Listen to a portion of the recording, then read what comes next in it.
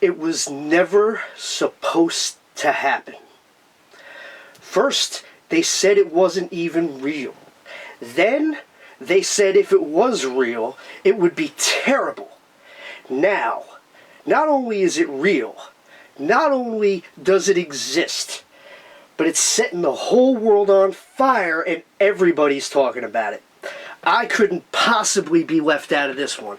Ladies and gentlemen, today on From the Vault, Rikki Roxx, the God of Thunder, the Lord of Rock and Roll, and the biggest Superman fan on the planet, is going to be talking about Zack Snyder's Justice League.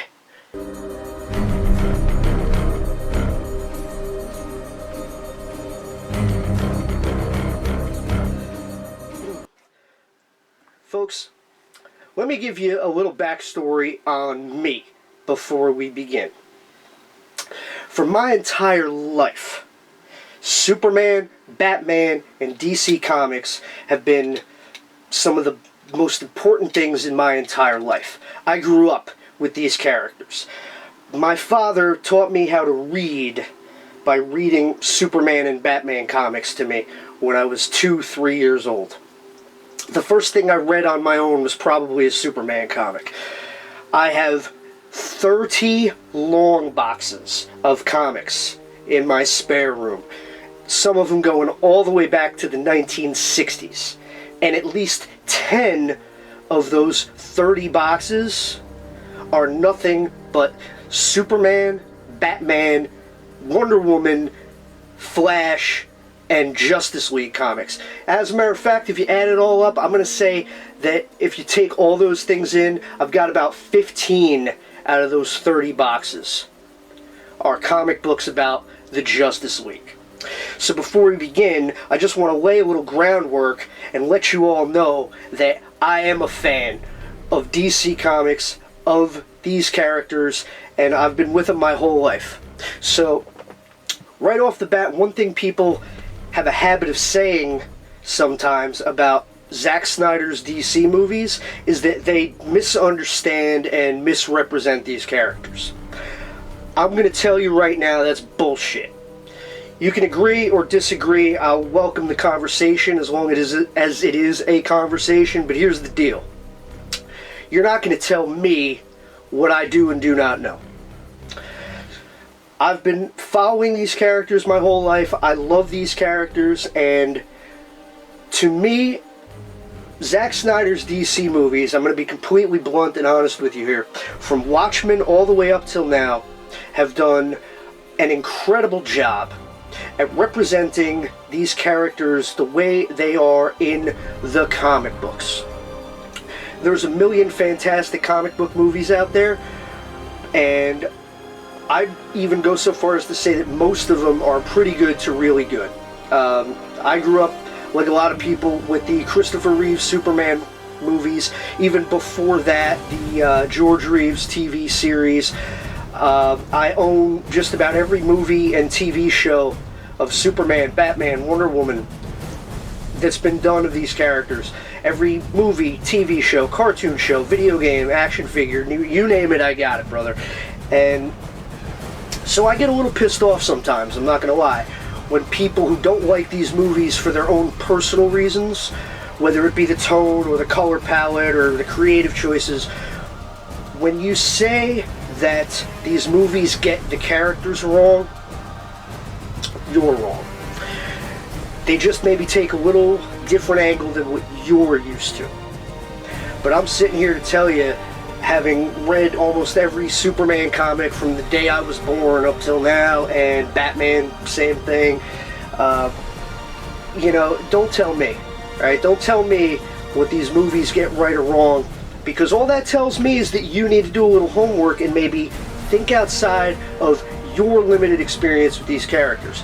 Maybe you grew up with the Chris Reeve Superman, and that's your Superman, and that's great, and to you this version with Henry Cavill is not right. Well, what you have to understand is that with these movies, Man of Steel, Dawn of Justice, and now Justice League, Zack Snyder has taken a choice of presenting these characters the way they appeared, not only in the comic books, but from a specific time and place. he's drawn from different stories and different eras to make an amalgamation of some of the best versions of these characters that have ever been done. With Superman, right off the bat, again, he's my favorite character of all time. And I take the character really seriously. I do. He means a lot to me. So we can talk all day long about what the best version is, and that's fine. But what these movies try to represent is Superman as he appeared in the comic books from 1986 through about 1993, with a little bit of some more recent stuff as well. But these movies represent Superman as written and illustrated by creators such as John Byrne, Dan Jurgens, my personal favorite writer and artist to ever work on the character, my all-time favorite, Marv Wolfman, Jerry Ordway, and even a little Brian Azzarello in there, Roger Stern. If you go back and look at those stories from the era of specifically and primarily 1986 to 1994, you will see a Superman that you recognize. That is the Superman that these movies represent. And it's important to know that going in when you watch them, because it can totally reframe your entire experience. The first time I watched Man of Steel in the movie theater, I wasn't a huge fan.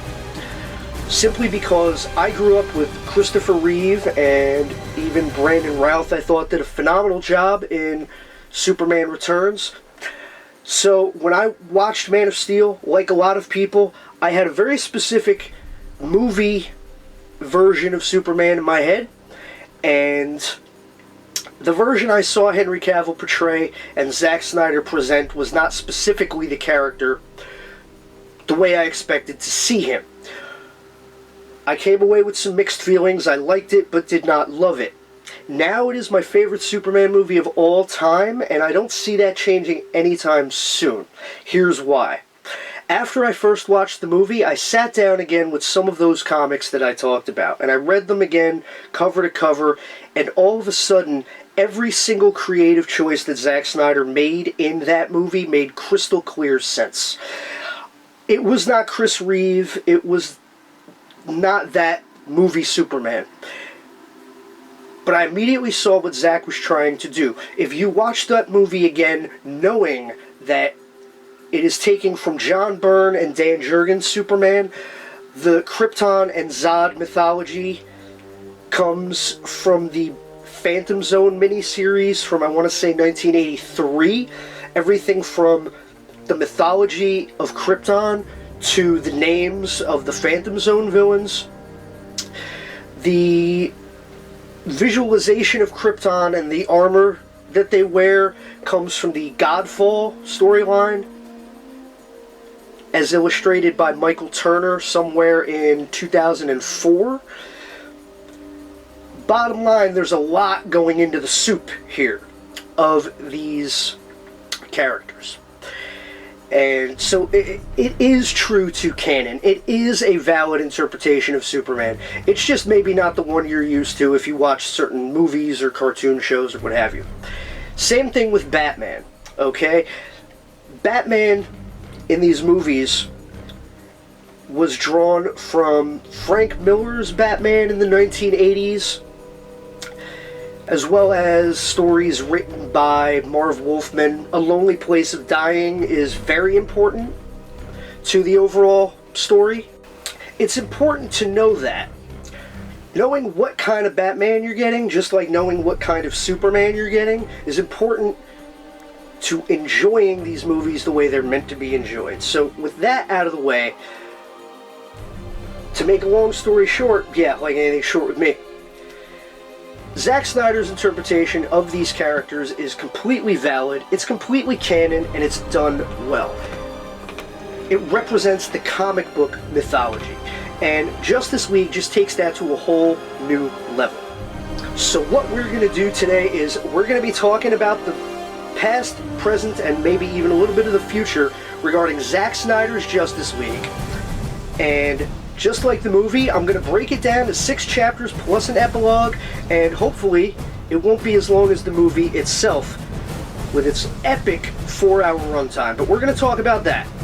So, stick with us. We got a lot to unpack here, and stick around. So in this first chapter, we're going to talk a little bit about how this happened and why we're all fighting about this movie that was never supposed to happen. So again, a little less than 10 years ago, Man of Steel came out. Didn't exactly set the world on fire. People had mixed feelings. Understandable. I recommend watching it again with an open mind and letting it take in. About 3 years later, Batman v Superman Dawn of Justice came out. Again, mixed reactions, to say the absolute least. Full disclosure, I loved both of these movies. I understand why some people had problems. But again, most of these questions, if you go back to the comics that are being used as source material for these movies, a lot of Zack Snyder's choices make a lot of sense. So, for me, a movie is never one and done. Most movies I see, I'll watch them many, many times and try to pick them apart and look for the nuance. I love to do that. Some of my favorite movies I've seen no less than even 100 times in my life. I'm not lying. I've seen Man of Steel and Dawn of Justice around maybe 30 times each, and they get a little better every time, I'm not gonna lie. If you ask me, am I a Zack Snyder fan? Yes, I am. I've seen almost all of his movies, I think. I love them all in their own way, even though I do understand why some people don't. He makes a lot of choices that some people don't like, whether it's color tone, CGI, slow motion, the score. He makes a lot of very specific choices. Everybody's got their own opinion on those choices. I get it. For me, number one, when I watch a movie, I generally side with the artist over the production company and even the fans. I try to take every movie I watch as it was meant to be presented to me. I don't try to get hung up on the movie I would have made if I was in that person's situation. I try to watch the movie as it was meant to be taken. And I usually will defer to authorial intent. So, for me, Zack Snyder makes movies like nobody else. Even if you don't like his movies, you have to admit that. There's nobody who really does things the way he does them. Unfortunately, that's not to everybody's taste. Warner Brothers had plans to make this a whole big series of films, but when the first two underperformed, they kind of backed off. They had Joss Whedon come in to assist in finishing Justice League back in 2017, and he took the movie in a whole different direction. And oddly enough, just like Zack Snyder's version, it was very divisive and polarizing. Some people thought it was exactly what it needed to be. Other people did not like it so much. Zack had to step away due to the very unfortunate and tragic loss of his daughter, and he wasn't able to finish the movie the way he wanted it to be.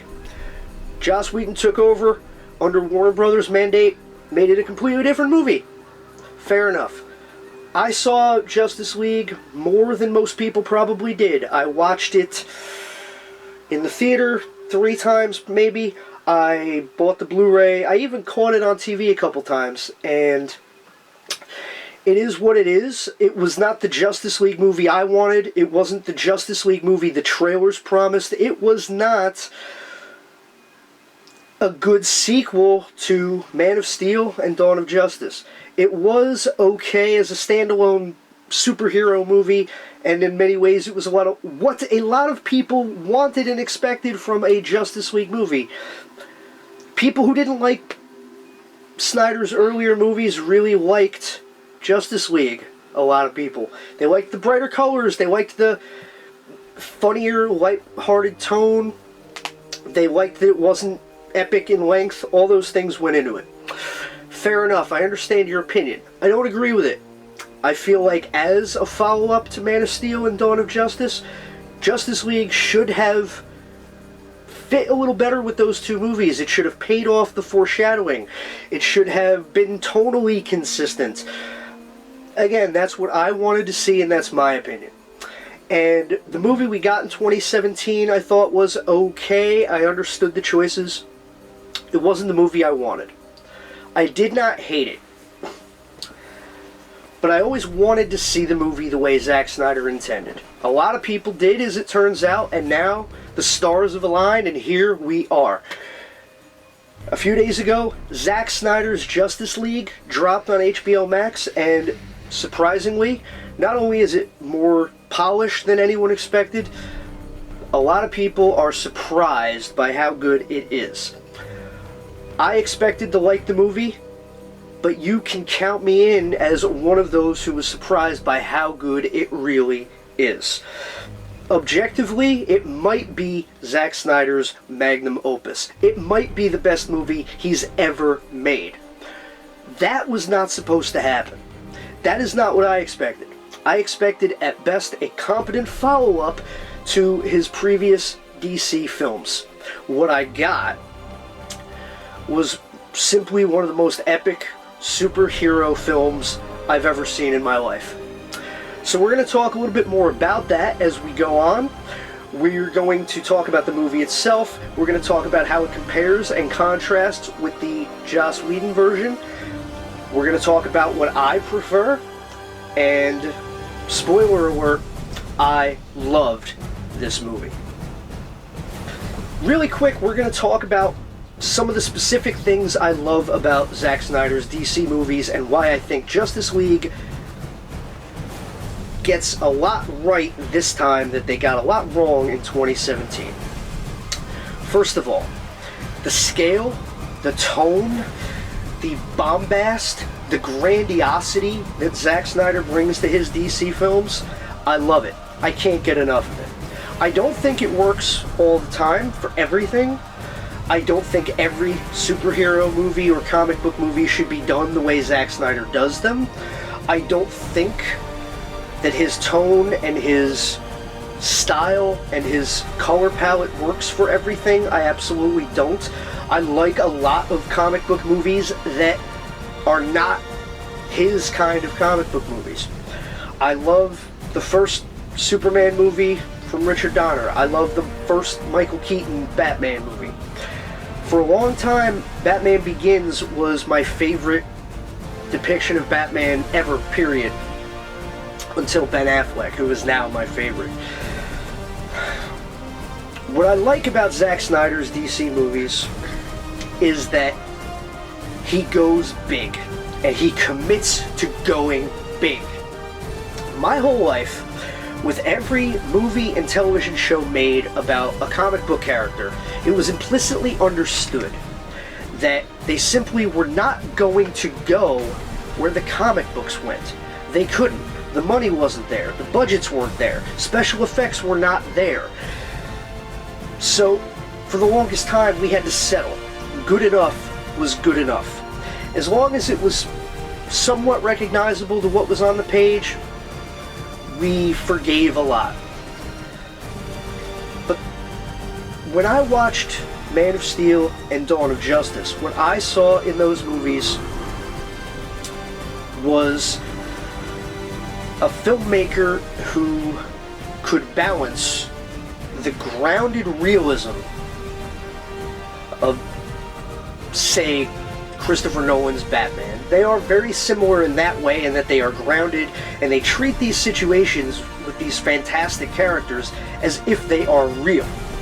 But at the same time, unlike the Christopher Nolan movies, Zack Snyder does not shy away from the fantastical or the otherworldly.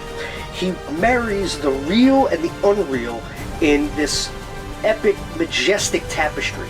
He does not apologize for the more outlandish elements of these comic books that he pulls from. He leans completely into it and turns it up to 11. Some people hate that. Some people say, it's just comic books, man. It's just superhero stuff. You don't have to take it so seriously. It should be light. It should wink at the audience. It should let you know that it's not going to ever be too bad, and you shouldn't shake people up that bad. I understand that, but I don't agree. And before you accuse me of hating things like bright colors and humor and lighthearted stories, let me just say, before we go any further, that Speed Racer is one of my all-time favorite films. I think it is a masterpiece, and if you disagree with me, I will come to your house and I will hit my finish on you in front of your goddamn kids. I am not playing. That movie is fucking brilliant. So don't tell me that I'm allergic to bright colors and whimsy. I will fight you. But not everything works for everything. And I think for the style of movie that Zack Snyder does, I think Zack Snyder is perfect for that. One of my favorite things about the Ang Lee Hulk movie, which is not a perfect movie, but I will swear is the only movie to truly understand the Hulk. That movie at least made an attempt, imperfect as much of that movie was, for a variety of reasons. The Hulk movie made a concentrated effort to depict certain scenes as if they were comic book panels come to life. I think Zack Snyder takes that idea and runs it to the end zone. Some people point out two specific things about his movies that they maybe do not like or maybe they love. For me, I love the use of slow motion with zoom, as well as heavily CGI'd backgrounds that sometimes look a little disjointed from the characters on the screen. These are choices. You don't have to love them, but you could try to understand them and take them for what they are attempting to be. What Zack Snyder attempts to do with his movies is to recreate, in a way, the look and feel of a comic book come to life. If you look at Zack Snyder's DC movies, not specifically as comic book movies, but as live-action comic books, a lot of things he does make a lot more sense. The way that he will zoom in tight on a shot and let it linger there, perhaps longer than it feels like it could be. And he will slow it down to a crawl so you can drink in every detail of the shot that he has framed so painstakingly. And those shots will linger. And at the same time, he will have a background and then a character in the foreground that maybe don't entirely feel like they're occupying the same physical space. But what you have to understand is that these are choices. And even if you don't like those choices, it becomes very clear what he's trying to do. And when Zack Snyder frames a scene in one of his comic book films, it really looks like these characters are jumping off the page at you. When I watched Zack Snyder's Justice League, and near the end, the glamour shot of the 5 League members roaring into battle to charge the base and fight Steppenwolf, right there, that's everything about Zack Snyder's DC movies in a nutshell. It looked like the cover of a Justice League comic come to life. In these ways, these movies are everything I ever wanted and everything I swore I was never going to get. It was at one time impossible to do these movies. You either had to go all the way real, like Chris Nolan, or all the way into cartoon land, like Joel Schumacher. And no matter what your style, there's a comic book movie for you. I don't think Zack Snyder's style works for everything, but I think it absolutely works for what he does. And every story he tells is big. He makes big movies, and these are big stories. And when I watch a Zack Snyder DC film, I get the same feeling I do when I read Crisis on Infinite Earths, Zero Hour, Infinite Crisis, Final Crisis. DC kind of has a crisis fetish, if you didn't know.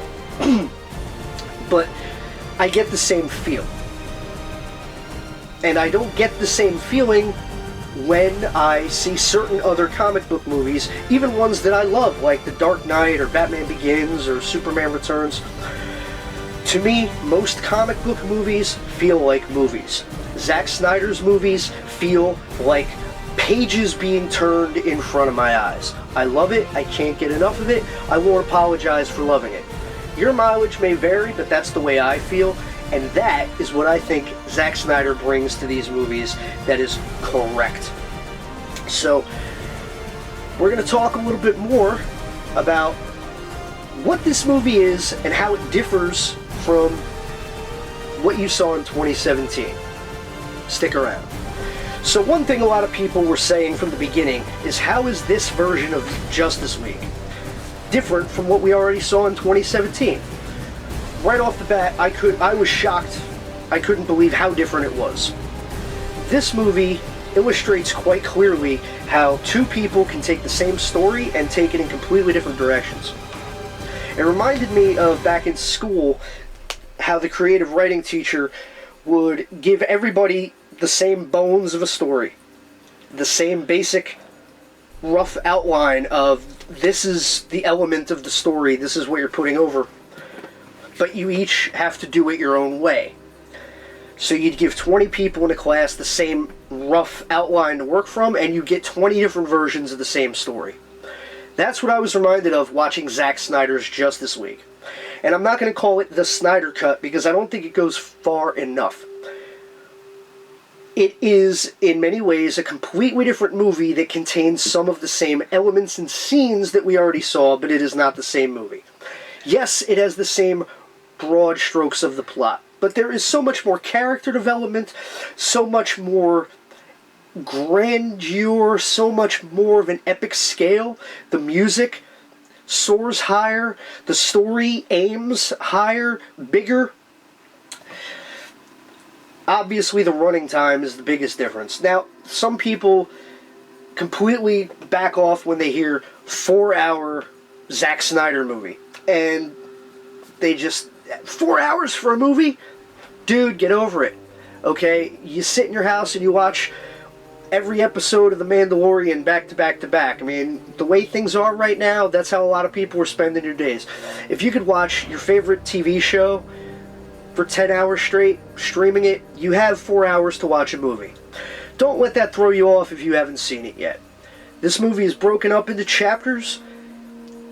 The chapters come exactly where they should. It feels really great to be able to step back. I don't think it would have worked as a theatrical movie. I kind of don't. People have different levels of patience and different expectations when you watch something at home versus in theaters. A lot of people I know who didn't really like Dawn of Justice in the theater, watching it at home, being able to go have something to eat, come back to it in pieces. A lot of people told me they liked it a lot better. Go figure.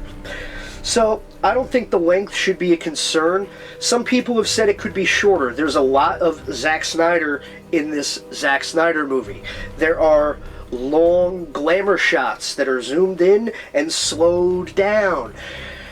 There are scenes that linger maybe a little longer than they might.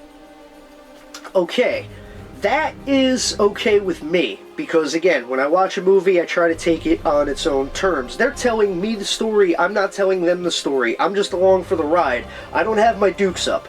I just sit back and say, wow me, and that's what this movie did. Like a lot of people, I didn't think it would be as different as it is. I didn't think it would be as good as it is. I expected to like it. I did not expect to fall in love with Zack Snyder's Justice League. I have so many thoughts, I'm not sure exactly how to put them all together, but I will try. So first of all, there are some scenes, obviously, that you already saw in the 2017 version, but they play out much differently in Zack Snyder's Justice League. Context has been restored, the color palette has been corrected, the different score makes a lot of difference to the movie itself. Again, I feel like tone and context go together and they should fit, and everything about The visual, musical, and stylistic choices that Zack Snyder made go perfectly well with the kind of story he was trying to tell. This is not a silly, lighthearted romp. It's a story about these 5 and eventually 6 super beings have to come together and save the world, and if they don't, it's the end of all reality. There's no time for jokes, there's no time for gaga. We gotta get serious, and we gotta stop this from happening. Now, the story is the same. Darkseid's forces invade, Steppenwolf comes to Earth, 3 mother boxes, the Unity, end of everything. All of that is the same as the way it was in 2017, but it plays out so much different. Even scenes you already saw are presented completely different. The addition of Darkseid to the film changes everything. It raises the stakes to an unbelievable level. At the end of the movie, you will see a scene where something happens and the heroes are almost too late to stop the end of the world, and in that moment you see exactly how big the stakes are and what is at stake. It just feels so much more epic. It feels very, very important. And spoiler alert, when the good guys do win, it feels triumphant. It feels like an earned victory. You've taken an incredible journey with these characters. Some of them you may have only known a little bit about at the start of the movie, and by the end of the movie they've taken you to completely different places. I mean, it's epic. It pays off elements that were seeded in Man of Steel and Dawn of Justice.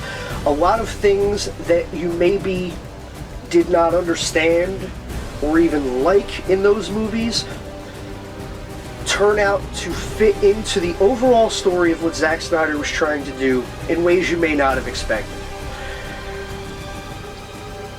To me, that's important. To me, it is important that this movie organically follow up Man of Steel and Dawn of Justice. And I don't think it's surprising entirely that some people who didn't like one or either of those movies actually think that this movie is a lot better. Not only than the version we saw in 2017, but there are people speculating and saying that this perhaps objectively could be the best movie Zack Snyder ever made in his entire career. Objectively, I think that might be the case. It's not my personal favorite because as a Superman fan, I would like a little more Superman. I understand why there is not more Superman in this movie. It's just a selfish thing. I would like more Superman. But he is a presence over the entire film, and when he appears, it is epic and everything it needs to be. Whether it is the scenes of him and Lois on the farm, which, again, are similar but play out differently to the original. They have a lot more importance here and a lot more poignancy, which I felt was very important. Whether it's that or him flying into battle against Steppenwolf, you see both sides of the character. The human and the all-powerful savior of humanity, the Man of Steel. You get both sides of it. Batman is a lot different than the Joss Whedon cut. He does not make half as many jokes. He looks in a lot better shape. I mean, Affleck was in shape for Justice League before the reshoots. And after Dawn of Justice, he became my favorite Batman of all time. And I loved Keaton first, but then when Bale's version came out, I loved that better. But then I saw Affleck, and especially that warehouse fight in Dawn of Justice, and I said, man, it doesn't get any better. That's Batman. In this movie, it continues his journey from the end of Dawn of Justice, We've seen Bruce Wayne go on quite a journey over the last two films. He began Dawn of Justice a broken man, devoid of hope, and pretty much in a very dark place. Too dark for some people. Again, if you read A Death in the Family and A Lonely Place of Dying, the presentation of Batman in Dawn of Justice makes sense. If you didn't read those comics, I can kind of understand maybe it didn't work for you. But it sure worked for me. There was nothing I didn't recognize. However, at the end of the movie, he has already begun his journey to getting back to a more hopeful place. That journey continues in Zack Snyder's Justice League, and I was really emotionally drawn in by what we saw Bruce Wayne go through in this movie. There were a lot of very powerful emotional moments from Bruce Wayne and Batman. Not as many jokes as the Whedon cut, thank God. A lot of the humor in the Whedon cut did not work for me. I'm just going to come right out and say it did not work for me. I thought Batman was some of the worst of that movie, even though I still liked it, but I just thought it was a huge step back. I know they wanted a more hopeful Batman, lighthearted. You do get that here, you definitely do, but it's from more of a place of hopeful optimism than let's be funny and crack jokes. For me, it works a lot better. By the end of it, you really feel the journey that he has lived over the altogether 7 hours that you see when you watch Dawn of Justice and now Zack Snyder's Justice League. When we meet Bruce Wayne at the beginning of Dawn of Justice, it is dark, hopeless. What falls is fallen. We've seen what promises are worth. If there's even a 1% chance that someone is your enemy, you have to take it as an absolute certainty. That's where he begins his journey. By the end of Dawn of Justice, from that place where he started, he has already begun his journey to the next spiritual plateau. Men are still good. We can rebuild, we can do better, we have to.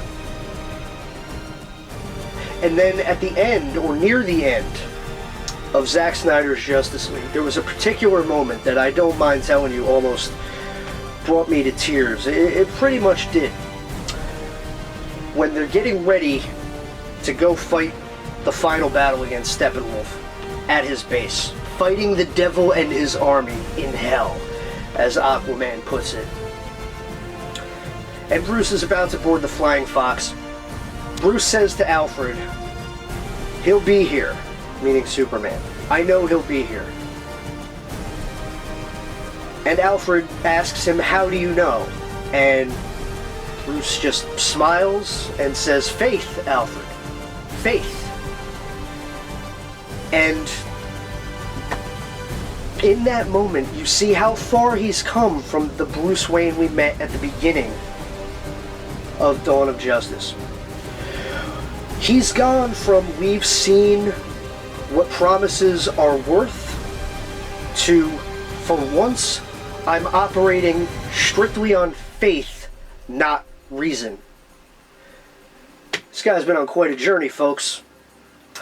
And if not for that journey, he would not be leading this Justice League. And I think the journey was important. I think he needed to start in the dark place to bring him to where he is now, for that journey to have the appropriate gravitas. And everything about Batman worked for me in this movie.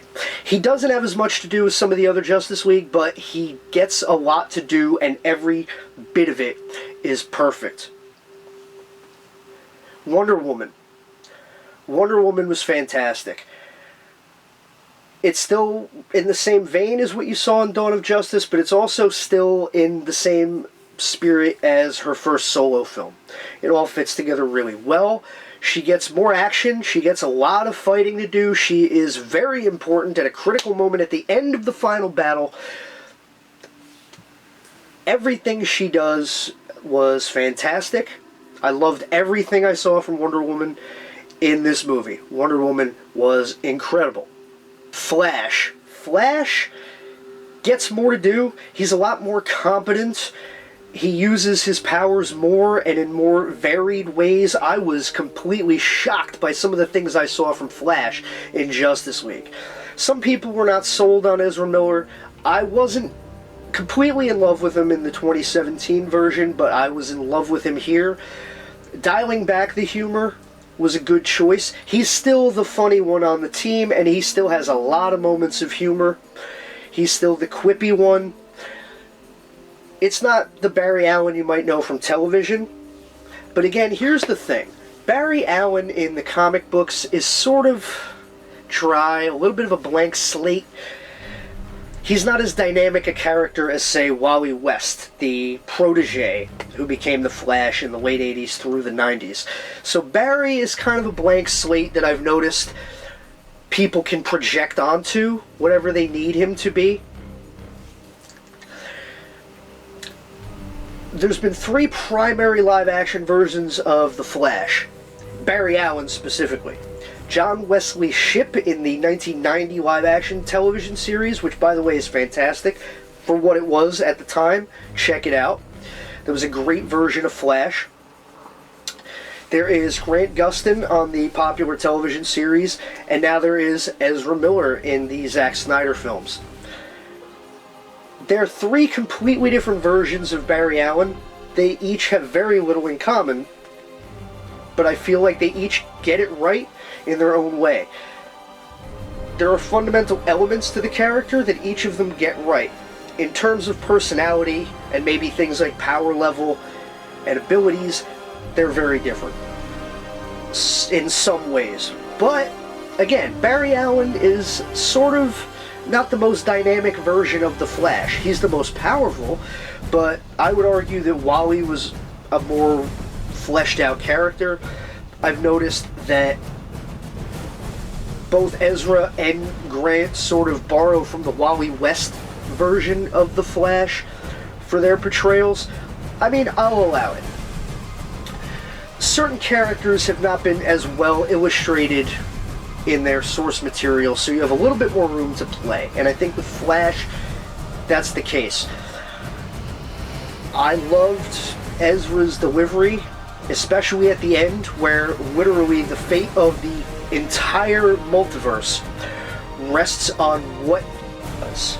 And again, spoiler minor, not really. When he goes into action to save the world and all reality as we know it, he says to himself, and also speaking to his father, who's obviously not there, but in, spiritually, right? He says, "Dad, whatever happens, I really was one of them, the best of the best."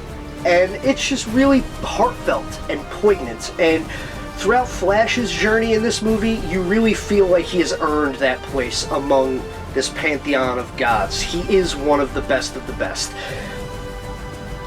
He feels so much more important and competent than he did in the Joss Whedon cut. Zack Snyder really brought each of these characters to another level. And as a huge fan of The Flash, I loved everything about it. It blew me away. Aquaman. Character I don't really like that much in the comics. He's fine, but he wasn't one of my favorites growing up. Again, like Barry Allen, sort of dry, sort of a cipher that you can project onto different elements and traits.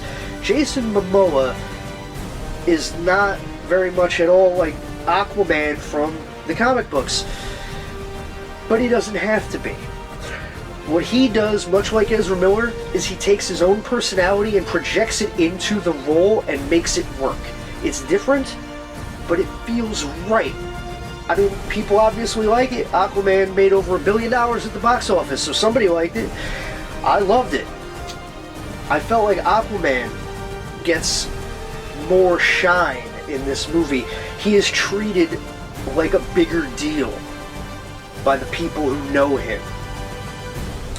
They are reverent. I mean, let's face it, he is King Arthur. That's what Aquaman is. It's King Arthur under the sea. And you get that feeling more from Zack Snyder's Justice League. He's treated like a big deal. The history of Atlantis becomes important. The history between the Atlanteans and the Amazons is treated as important. And frankly, despite the fact that those two factions have historically been at war, Wonder Woman and Aquaman are sort of like a tag team in this movie. They spend a lot of time helping each other out and executing combination moves during the fight scenes. This strengthens the film's overall themes of unity and stronger together. These two characters were pretty much told from birth, we don't get along with those people over there. And then when they finally come together, their history doesn't have to be our history. We're partners. We have the same singular goal. There is no reason for us to be weighed down by these prejudices of the past. And it feels so right. And it's so poignant. The first time I saw them working in tandem, Aquaman and Wonder Woman, I thought, yeah, this is such powerful stuff. And it fits the theme, and it's beautiful. I loved it. I loved how Aquaman is treated like a big deal. I loved what he got to do. Again, not as many jokes as the earlier cut, but I didn't think there had to be. He's still recognizable, but this is a more serious situation, and he's taking it more seriously. The stakes are a lot bigger here, and he has an appropriate tone. And the way he goes from being distrustful of Cyborg, which is something that was done in the Joss Whedon cut, but not as well. He goes from initially being distrustful of Cyborg to becoming incredibly sympathetic towards Victor Stone. And it happens very quickly. These characters do not get hung up on petty angst and grief in this movie. A point of fact, there is a lot less conflict between these characters than there was in the Joss Whedon version. In the Whedon version, a lot of times it felt like, well, we've got to make them fight before we have them come together because friction and tension and blah, blah, blah. It's not like that here. They meet. There's a little indecision about whether they should work together. They quickly realize, yeah, we should. Fate of the entire universe at stake. And after that, there's no argument. This is the mission. This is what we have to do. This is what we're going to do. And we're not going to let anything stop us. And then it's off to the races. That's the Justice League. The scenes of the arguing and things like that in the Whedon cut, I understood it, but I did not care for it. It worked for the Avengers. It felt forced in Justice League. And I'm very happy to say that this movie very strongly promotes themes of unity and stronger together, and I think it does it all very well. We couldn't talk about this movie without talking about Cyborg, who people have said originally, it turns out he very much is the heart of the movie. Out of all the characters in the Justice League, Cyborg has the most complete arc. We learn his origins. They're very faithfully portrayed from the comic books. You feel his bitterness, his grief, his pain. You understand where he's at every level of his journey. And then at the end of the movie, in his own way, very much everything rests on him. Almost all the characters get very important things to do during the course of the movie. Again, Aquaman kind of gets the least to do, unfortunately, but most of the characters are crucial to the plot and the final battle, and if these characters did not do these specific things that they do, everything would be lost. And without Cyborg, we see at one point, if Cyborg doesn't get it done, everything's over with. Spoiler alert, he gets the job done. At the end of the climactic battle, when Cyborg says, "I'm not broken, and I'm not alone," just like Bruce Wayne, you feel the full weight of the journey that this character has traveled from the place where we meet them to the place where they end. It is very powerful. Cyborg is in many ways the heart of this movie, and as a fan, going all the way back to Galactic Guardians, a cartoon show back in the mid-'80s, and the early comic books, as a fan of Cyborg, it was absolutely flawless. I thought that it could not have been done any better. That's the character, and it was played well, and my hat is off to Ray Fisher. He really sold it. He really, really knocked it out of the park as Cyborg, and I know things are not great right now with him and Warner Brothers. I know there's a lot of heat, but I would hope against hope that he is not done with this character, because I don't see anybody doing it any better than he did. I just don't. And again, I've been with the character since '83. So, everything I've ever seen in my head from Cyborg, Ray Fisher brought it to life. Hats off to him. Finally, we come to Superman. Of all these characters, Superman. For me, the most important. And he's not in this movie a lot. He might even be in it a little bit less than the 2017 version. But he is very much the linchpin of the entire film. The story rests upon him being present and what he does. The final battle weighs very much on what he does. And Henry Cavill is my all-time favorite Superman. He is. He was for the last 8 years, and even more so after this. I liked what I saw in Whedon's version. I loved what I saw here.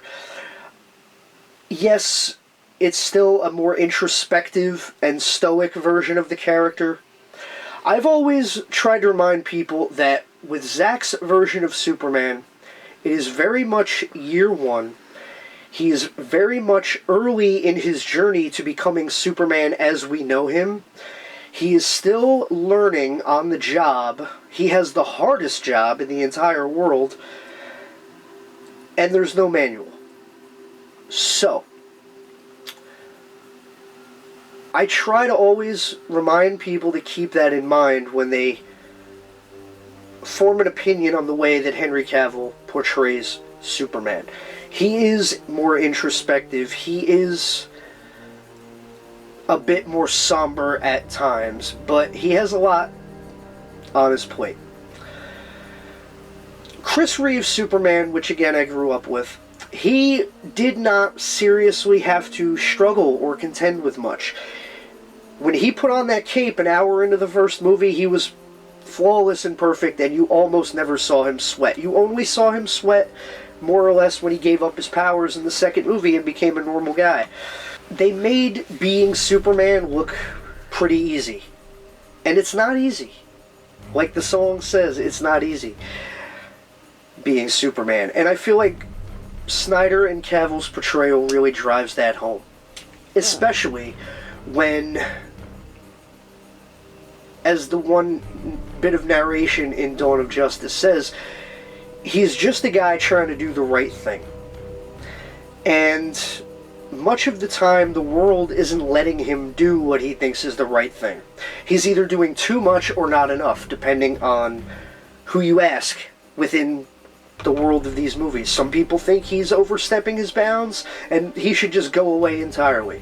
Other people wonder why he doesn't do even more. And that's the balancing act of being Superman. particularly in the comic books I grew up reading from '86 and beyond. The version of Superman I grew up with is well-adjusted, but forever mindful of the fact that he cannot save everyone, no matter what he does or how hard he tries, and that for every good thing he does, there are consequences. And it's not an easy job. He is sometimes tormented by the people he couldn't save. As he asks the ghost of his father in Dawn of Justice, do the nightmares ever stop? This is real. This is Superman. Those things are always in the back of his mind. Every time he has a tender moment with Lois Lane, someone somewhere is being hit by a car or washed away in a flood, and he could have prevented that, theoretically. He tries not to dwell on these things, but he does not forget them. That is the pathos, the drama of being Superman. People ask, where is the drama of Superman? The guy's perfect. He can do everything. What does he have to be melancholy about? Well, the fact that he can't do everything, literally, and no matter what he does, it's either going to be too much or not enough. That's the question he forever wrestles with within himself. That's the question he's been wrestling with from the beginning of Man of Steel, all the way through Dawn of Justice. The crux of Dawn of Justice is that argument. Is he doing too much or not enough? And he doesn't know. All he knows is that in his heart, he has to be involved. He has to do what he thinks is the right thing. As Lois says in Man of Steel, the only way to disappear completely is to stop helping people, and that's just not an option. Not for Clark. And that's why I feel this version of Superman is so human and so grounded. Yes, he wields godlike power, but he is so selective in how he uses it in these movies. Henry Cavill, as Clark Kent, rides a bike to work. He takes the ferry to Gotham City. He cooks his dinner or his breakfast on the stove. He takes the elevator with everybody else. He has a beer, he hangs out and watches the game. When he is in a dream sequence created by General Zod, he wears a Kansas City Royals shirt and not his Superman costume, because when they're in his mind for that sequence, you're seeing Clark as Clark sees himself, and that is why when Zod is trying to coerce him to join him in turning Earth into Krypton, for that scene, he is not wearing a Superman costume until Zod fully invades his mind. He's wearing regular clothes, the Kansas City Royals shirt, because Clark just sees himself as Clark.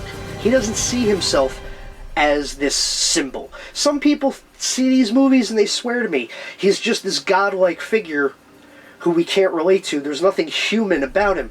Bullshit. Bullshit. This is the most human version of Superman that's ever been put to film, because whether he's wearing the suit and glasses or the cape and armor, he's just Clark. But sometimes he has his work clothes on. If you look for these things, you will find them. You will notice that Clark does not use his powers unless he is in the Superman costume. When he's in the costume, he hovers or flies. When he's not in the costume, he walks on the ground like you or I. He sees himself as a gifted human. Being Kryptonian is an accident of birth, and when given the choice between Krypton and Earth, his alien heritage or his human existence, he literally severs his last link to Krypton with his own two hands and chooses Earth, because Krypton had its chance.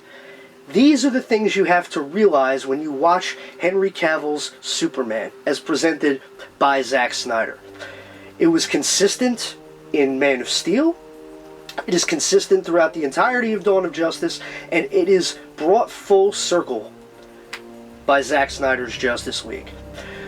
The scenes with Clark in this movie bring the entire journey full circle, and not only that, justify a lot of the creative choices that Zack made with the character in both Man of Steel and Dawn of Justice. People argued that the character should not be so introspective, that people shouldn't be so mean to him within the context of the films, that he shouldn't be having these moments of doubts because to them that's not Superman. I'd argue that it is. It is Superman. He's not perfect. He doesn't have it all figured out. He's just trying to wing it. He's winging it. And if he makes a mistake, it's in the back of his mind that people could get hurt, people could die, and it'll be all his fault. And that's not what he wants, right? He wields these godlike powers, but who taught him how to use them? No one. Who taught this guy how to be Superman? Nobody. He's the first. He didn't have a mentor or a coach. He's just winging it. And when he makes a mistake or fails to save someone, yes, it hits him really deeply because that's how much he cares. But in the scene in Zack Snyder's Justice League where he walks through the Kryptonian ship and puts on the black suit and gets ready to take flight, he hears the voices of both Jonathan Kent and Jor-El in his mind as he's about to take flight. This is very important. In Man of Steel, while he is in the Superman costume, Clark primarily receives counsel from Jor-El's artificial intelligence. His Kryptonian father is the main one who guides him on this journey through Man of Steel. Jonathan Kent does as well in flashbacks, but in the here and now, while he's wearing the Superman costume and fighting Zod and the Phantom Zone villains, Jor-El is the one who guides him. In Dawn of Justice, Clark primarily receives counsel from Martha Kent and the ghost of Jonathan. So whereas in the first film he is primarily receiving counsel from his Kryptonian father, in the second film his Earth parents are who directly guides him and tries to nudge him in the right direction. But in Zack Snyder's Justice League, when he puts the suit on and prepares to take flight, symbolizing his rebirth, he hears both Jonathan and Jor-El in his head. And this is so important because it symbolizes that now Clark has fully embraced both his Kryptonian and human heritage. Not one over the other, but both. And through that, has taken the next step on his journey to become Superman as we know him. The more fully formed version of that character. And when Jor-El says the line, "Your heart was tested," that one line justifies so many creative choices from Man of Steel and Dawn of Justice. The mistrust that people felt at seeing this godlike alien being walking among them, the fear they felt watching him wield his power, the uncertainty he felt by being scorned by these people who he only ever wanted to help. It all comes together. He could not just put the cape on and become Superman the way Christopher Reeve did in that movie. That was a story for a different time that was not trying to dig as deeply into some of these themes. But for what this version of Superman is, this story was so rich and powerful. And it really was a fantastic journey for the character. And that one line of dialogue about his heart being tested puts everything into context and perspective. That context is so important for the version of the character that these movies present. And what was fantastic and powerful to me was that despite the entire film and his own uncertainty about whether or not he should even be doing this anymore, Superman was never real, at the end of that film, he still gave his life the ultimate sacrifice to save the world that had scorned and feared him. He had already forgiven them for that. He didn't give his life for the parades they would throw or the accolades they would shower upon him. He sacrificed himself to stop Doomsday because it was the right thing to do, and if he did not, it was the end of everything. And he did it without thinking twice. That's Superman, boys and girls. That's who the character is. For all his doubts and for all his ups and downs and introspection, when it comes down to it, what he does is ultimately the thing that needs to be done because it needs to be done. He struggles, he doubts, but he endures. Superman endures. And that is what we've gotten in those films, and that's what we get in this film. And at the end of the film, spoilers, when the boom tube is open, and Darkseid is on one side, and Superman is on the other, and they're facing each other down, Henry Cavill does such amazing acting with his face. He doesn't get a lot of dialogue, I will say, but he does fantastic acting with his face. When he stares down Darkseid, he just has this little expression where it's like, go ahead, I dare you. That's Superman. Superman carries a chip on his shoulder. Superman does not present fear. It's not that he's immune to being afraid, but he will puff out his chest, he will stand tall, he will stick out his chin, even against the god of all evil, and dare them to jump, and he'll put them in their place. And that's what I got from that scene, and it was brilliant. I loved it. I loved everything about it. Superman was the most important thing, ultimately, and even though you don't get a lot of them, I thought it was perfect for what it needed to be, and I loved every second of it. The last thing we're going to talk about from the movie specifically was the music. I think the music from Tom Holkenborg, Junkie XL, I thought was fantastic. If you've seen a movie lately, you've seen, or heard rather, this guy's work. He's done a lot of movies, and he has a knack for making movies sound epic. The music goes hand in hand with the visuals of a film. Any film the guy's worked on, it goes together like bread and butter. I love it. The XL in Junkie XL stands for expanding limits. And that's what he does with music, very much the way Zack Snyder does with films.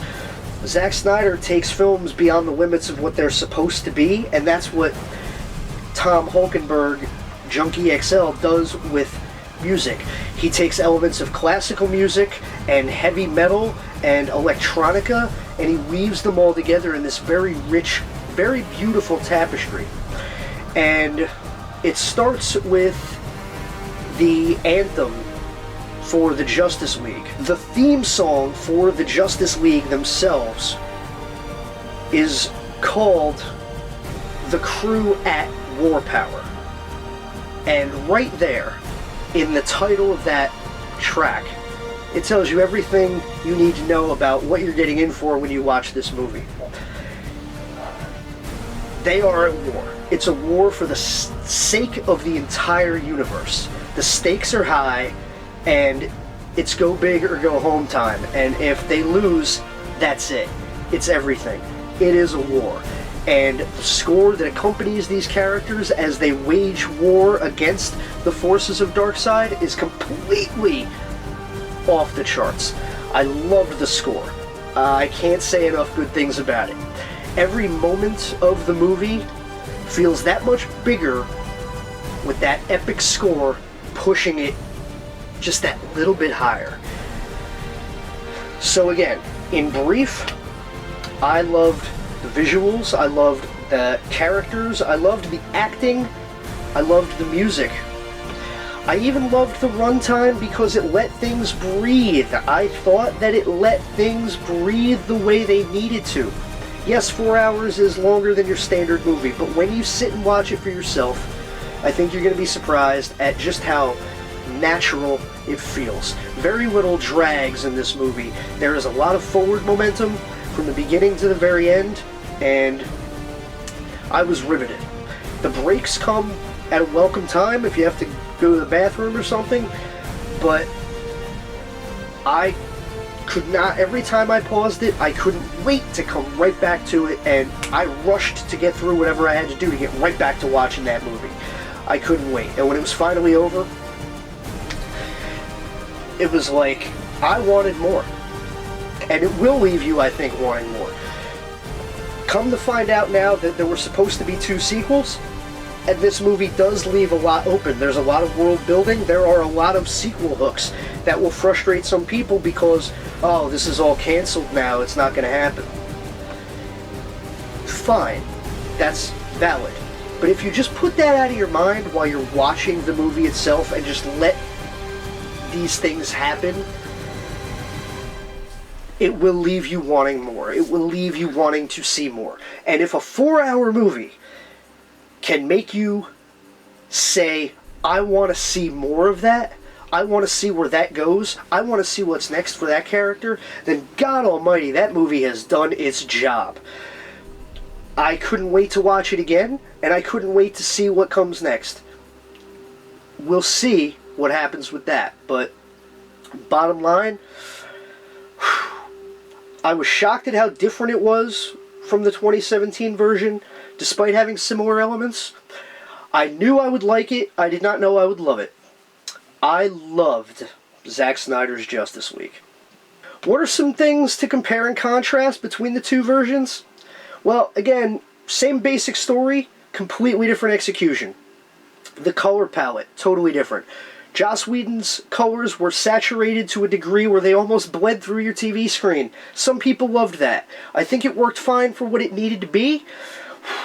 I didn't love it, though, for the type of story they were trying to tell. It made certain scenes look worse because it brought out that the CGI wasn't perfect in Whedon's cut. Perfect example, the scene of Aquaman surfing on a parademon and then riding him down through the building and crashing. It looked okay, but with the high saturation of color and the red skies, it made that scene look very fake in Joss Whedon's version. Whereas in Zack's, with the color correction and things brought down, it hides some of the CGI flaws. It just looks a little more natural.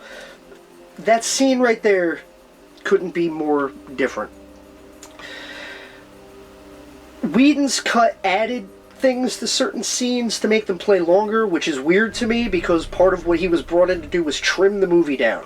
But he reshot a lot of footage and added things to be longer, mostly by adding weird jokes. The Bruce Wayne Barry Allen scene in Whedon's cut is twice as long as in Zack Snyder's cut. The Aquaman Bruce Wayne scene is twice as long in Whedon's cut. But it doesn't have to be. It's just bad humor and things like that. The jokes don't fully land, and the editing is bad because of the reshoots for Whedon. So things like Bruce and Barry's hair getting longer and shorter, Aquaman's tattoos moving around, or sometimes he's got less tattoos, or some are missing completely. It's poorly edited. The Whedon reshoots were very poorly spliced in, whereas with Zack's version, everything is smooth and tight and cohesive in a way that it simply was not in the Joss Whedon cut. Humor front to back. You will laugh more at Zack's version of the movie than you might think. It is definitely not a comedy, but there are moments that kind of come out of nowhere and give you a good laugh in a very organic way. Whereas, for me, Joss's cut felt like it could have had a laugh track in the background telling you, haha, this is funny. In Joss's cut, when Cyborg and Superman are rolling on the ground at the end, laughing their balls off, I hated it, man. I really hated it. You could visualize Joss right off camera with a bullhorn going, "Laugh louder! This friggin' movie's gotta make $1 billion! People like movies with jokes in them!" So Superman is rolling around on the ground doing this very forced belly laugh, and it just didn't work. It worked for some people, did not work for me. The less said about the CGI mustache and everything, the better. There was a choice right there with Joss's cut that, why did he open the movie with that cell phone video of Superman, where Superman's face is trying to slide right off his goddamn head? I was sitting in the theater, I wanted to like the movie, but I says, why did you do that? Right off the bat, the first thing you see from this movie, and it's terrible. You've already lost the audience. You now have to work to get them back. And it didn't get much better. It was so obvious, the scenes that Zack shot with Cavill versus Whedon's scenes with him, and they just didn't work. The CGI was bad, the jokes that they had him tell were not funny. Like, well, I believe in truth, but I'm also a big fan of justice. The first time you hear it, it's almost clever, and then you think about it, it was like, who the hell talks like that? It's dumb. It just doesn't work. I would rather have him say nothing. People say that he doesn't talk enough in these movies. I won't argue with that, but God, I'd rather have him say nothing than have him say corny crap like that. In the Whedon cut, when he flies in to punch Steppenwolf and he says, "Is this guy still bothering you?" You can clearly see his mouth not even moving in that shot. It is terrible. The Whedon cut is full of errors and inconsistencies like that, and maybe you watched the movie once or twice and it didn't jump out at you. I've seen the movie almost 10 times, or maybe a dozen times, and they do jump out at you the more you watch the movie. I will swear up and down that when you watch a Zack Snyder movie, if you watch it multiple times, there's more to love every time. Whedon's version of Justice League, I don't think is as bad as people say it is, but it does get a little worse every time you watch it. The Scotch tape shows the more you watch it. And a lot of things simply do not work. Batman in that movie, oh, something's definitely bleeding. Ah, God. These were choices. Some of them I know came from Warner Brothers. Warner Brothers wanted a shorter, lighter, more upbeat movie, and that's what Joss Whedon's cut delivered.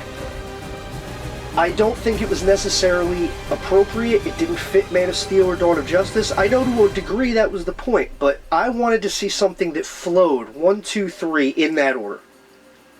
I watched Man of Steel and Dawn of Justice on Wednesday night.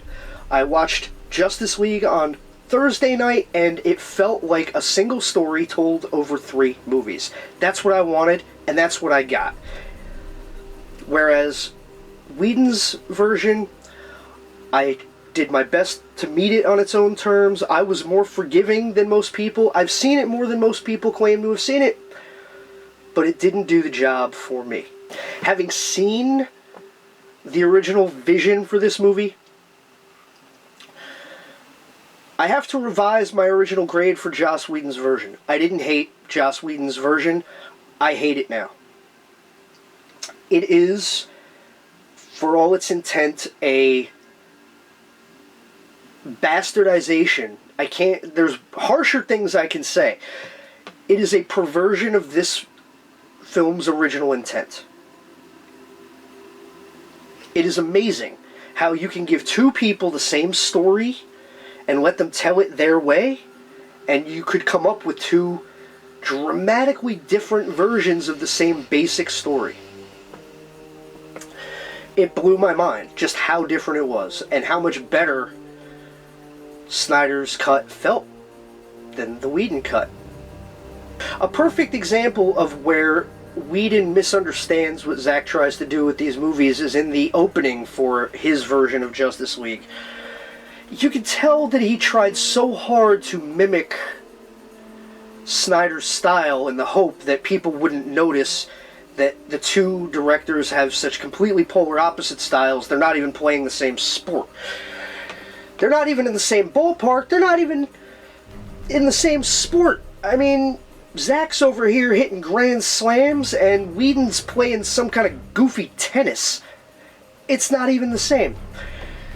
Joss Whedon's opening for Justice League, you can tell he's thinking, okay,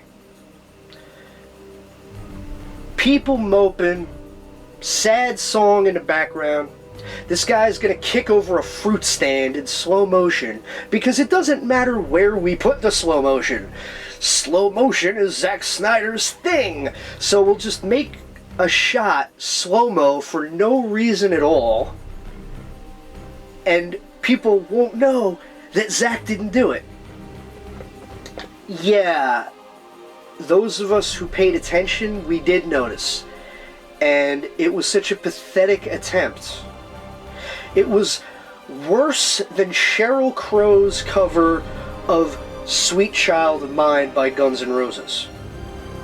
There's good cover songs, and there's bad cover songs that miss the entire goddamn point. And that opening that Joss put on his version of Justice League is like a bad cover song that misses the entire goddamn point. You can't just throw some random slow-mo and a sad song behind the scene and say, yeah, now it's like Zack would have done it. That doesn't work. You're just showing how little you really understand the material. Stay in your lane, buddy. Stay in your lane. I was a little bit offended by how shallow an attempt that was. That scene looked like it was almost done out of pure spite. And I couldn't stand it. Versus the way this version of the movie opens and builds and builds and builds. Again, it's like Scott Hall once said about wrestling. Scott Hall once said that watching good wrestling and bad wrestling is like watching good porn and bad porn. You maybe do not understand the difference enough to articulate it, but you definitely know the difference when you see it. And Joss Whedon's attempts to mimic Zack Snyder and make his version of Justice League a cohesive film completely falls apart when you actually see pure, unfiltered Zack Snyder in action. It's like night and day. It's like watching good porn and bad porn. And I can't put it in any more clear, crystal clear terms than that.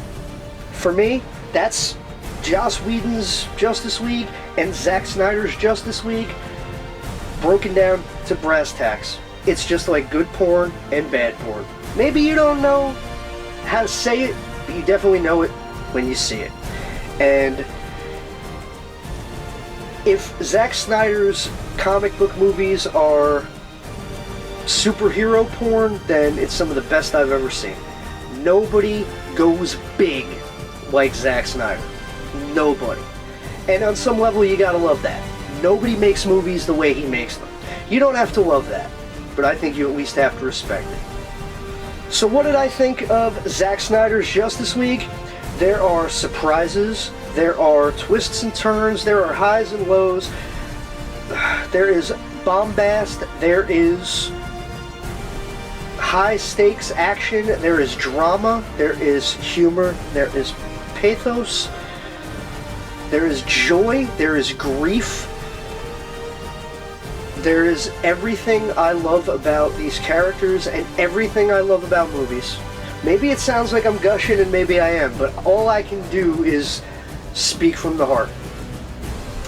This movie to me is like a gift I didn't know I wanted until I got it. It is not my favorite Zack Snyder movie, but it may be his best. Even people from both sides of the spectrum who've already reviewed this thing, they've said whether you love it or whether you hate it, this is the Zack Snyderest thing that Zack Snyder has ever Zack Snydered. If Twin Peaks The Return was the pure heroin version of David Lynch, as one critic described it, then Zack Snyder's Justice League is pure, raw, uncut, unfiltered Zack Snyder with all the pomposity and self-importance and bombast that you would expect. Whatever that means to you, that's subjective. But I will swear up and down that it is better than the Whedon cut by at least a good mile. It is better than you think it will be. Whatever your expectations, it is better than you think it is. I expected a lot, and I was blown away. It was more polished than I expected. It was funnier than I expected. It was lighter and more fun than I expected. It had more action than I expected. It had just more of everything I wanted to see than I thought I would see. It surprised me, and I'm not really that easy to surprise. I have a knack for seeing things before they get to me. And especially because I read every spoiler for the last 5 years, I knew what was in the movie before I saw it. I watched the movie, I was still blown away. I think you're going to like it. Even if you don't love it, I think you're going to like it, unless you just completely cannot stand the way Zack Snyder makes movies. But even then, I'll go out on a limb and say, you still might think it's his best movie. You still might think that, oh man, I don't like the way this guy makes movies, but I think this was the best attempt at a movie this guy has made. I'd like to see the Whedon cut stricken from the record. I don't think it's as bad as people say it is. It is a very flawed piece of work, and I think that Joss fundamentally misunderstood or at least misrepresented the material. I don't think it's the right version of the Justice League movie we deserved. I definitely think Zack Snyder's Justice League should be the canon version. I think this should be the version we should all keep in our mind going forward. And I think that if there are more stories to be told with the Justice League, I think they should spin out of this version and not the one we got in 2017. This is unprecedented. This is not even a director's cut. This is pretty much a completely different movie that just shares a couple scenes with the movie you already watched. It might not be your favorite Zack Snyder movie, but you might think it's his best. It might not be your favorite superhero movie, but I think you're going to come away impressed at just how high this movie aims and how solidly it connects. A lot of superhero movies, let's be honest, they're popcorn entertainment. They aim very low and they settle for very little. I'm not going to name names, I'm not going to shit on your favorite movie, I'm not going to do that because I have respect for you. Even if some of those movies you love are movies that I personally cannot stand and don't want to watch because they're just not what I want from a superhero movie. But I respect your opinion.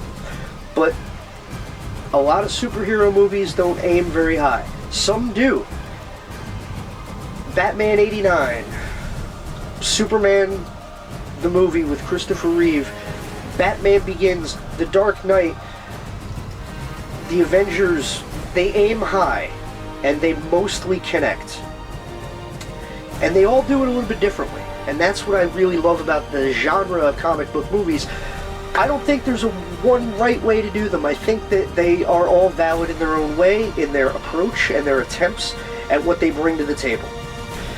Snyder himself described, for example, the Marvel movies as these great action comedies with heart. And that they're great at what they do. That's what he says about those movies. While at the same time maintaining that those aren't the kind of movies he's interested in making. That he wouldn't be good at making those movies. What Zack Snyder does is attempt to create action dramas with a twist in some cases of a thriller. Like Dawn of Justice had thriller elements woven into the action drama. And they're just different. And if you allow them to be different and you take these movies and this movie for what it is and not maybe what you would rather like it to be, I think they're a grand slam. I've loved everything he's done so far, and I loved this movie. Ultimately, if I had to put a score on both versions of Justice League, The Joss Whedon version, I always said I thought was a B-minus picture. I didn't hate it. I thought it succeeded at what it attempted to do, even if it wasn't what I wanted to see. I thought it was a B-minus picture. Now, I have to admit my own bias seeps in a little bit, but having seen Zack Snyder's Justice League, I have to knock Whedon's cut down. It is a sloppy, lazy, slapdash confection of a movie that aims very low and settles for very little. I would mark it a D- to an F. Very much of it now, looking at it and comparing the two pictures, it feels like Whedon did not even try. He came in for the paycheck, and that's that. That's what it feels like, and I don't like that. I don't fully blame him. Warner Brothers is going to Warner Brothers. They put very tight restrictions on that movie. Zack Snyder's Justice League, I thought might be a B+. I had concerns about the CGI. I had concerns about how polished it would look under the circumstances they finished it under. Working at home, not being able to get together on the same set. There are a few things that are a little bit short of what they could be. The epilogue scene that they shot with Jared Leto's Joker and some of the other characters. It does feel a little spliced in. It does not feel quite as organic as it could have been if they shot it differently under different circumstances. The CGI for the Martian Manhunter is arguably the weakest part of the movie. It looks a little unfinished, if I'm completely honest. I was just happy that they got him in there. I've always wanted to see him in there, but I understood that it had to happen organically to the story because he's so similar to Superman that if you drop Martian Manhunter in at the beginning of the story, you now have this other character who is every bit as powerful as Superman, plus, oh, he can read minds and he can shapeshift and he can turn invisible. You're now diminishing Superman. These movies are very much about how important Superman is to everything that happens. This movie illustrates that. So if Martian Manhunter had been in on the ground floor, Superman by default becomes a little less special. So I have no problems with the slow burn of revealing Martian Manhunter now. And it is an exciting scene, two scenes. I liked how it was done. I loved Harry Lennox's portrayal of the role. When you go back and watch his scenes in the first two films, knowing now that it's leading to the Martian Manhunter reveal, it absolutely reframes those scenes that you've already watched in the first two movies. And that's what a good sequel should do. Ultimately, Justice League does what a great sequel should do. Not only should it feel organic to the movies you've already seen, as if it belongs in the same storyline universe, a good sequel retroactively makes those earlier films better. And that is what Zack Snyder's Justice League ultimately does. It makes Man of Steel and Dawn of Justice better by creating a singular line of plot that connects them, by gradually raising the stakes every single time out, and by answering questions and paying off things that were foreshadowed in the first two films. That is what this movie does, and it does it well. And it all feels very organic and very natural. And that is ultimately why, for me, Zack Snyder's Justice League is an A, maybe even an A+. Did I know I was going to like it? Yes, I did. I will admit a bias of sorts towards the films of Zack Snyder, but I cannot state often enough, I did not expect to love this movie as much as I actually did. A+, depending on what day you ask me. Couple things could have been better, couple things could have been different, but was there anything I did not like? Not one goddamn thing. So that's what I thought. I'm interested in what you thought. I'm excited to see where we go from here. The rumor mill is buzzing. People like this movie. Some people love this movie, but a lot of people want to see what happens next. People want to see Justice League 2 and 3 now. And I gotta tell you, I didn't expect that a week ago. I did not think that some people who hated Zack Snyder, or who did not like Man of Steel and Dawn of Justice would say, you know what, I'm impressed, I can't wait to see what happens next. None of this was supposed to happen. But ultimately, that's what the story of Zack Snyder's Justice League is. It is a story of grief and loss and hope and faith and redemption. Not only for the characters in the movie, but that is also the story of the film itself, and also Zack Snyder, the man who was struck by a horrific personal tragedy that no one on this earth should ever have to go through. And that's what interrupted the journey that he was trying to take us on with this film. And it's so poignant and beautiful. If you're a spiritual person, you might think, or allow yourself to believe, that it all had to happen exactly the way it did. That these events were necessary so that this movie could be taken on its own merits, but also so this journey could be this beautiful and poignant case of art mimicking life, mimicking art. Again, the grief and loss and faith and ultimately hope and redemption. That is the parallel that runs through not only the characters in this film, it is the story of the film itself, and ultimately Zack Snyder, the man. He's been redeemed in so many people's eyes. People who thought his movies were garbage a week ago, now they're saying, you know what, I'll watch Justice League 2 if they make it. I don't care. Who could have ever predicted this? What a ride. What a ride. So that's going to wrap it up. I want to know what you thought. I, again, appreciate you sticking with me. Obviously, I have a lot to say. What can I say? I love these characters and I love these movies. If you like what you saw from this, I'm a huge fan of movies, and I've seen them. I might do more. They won't all be as long as this, I promise you. This is an express case because I'm really talking about 4 movies.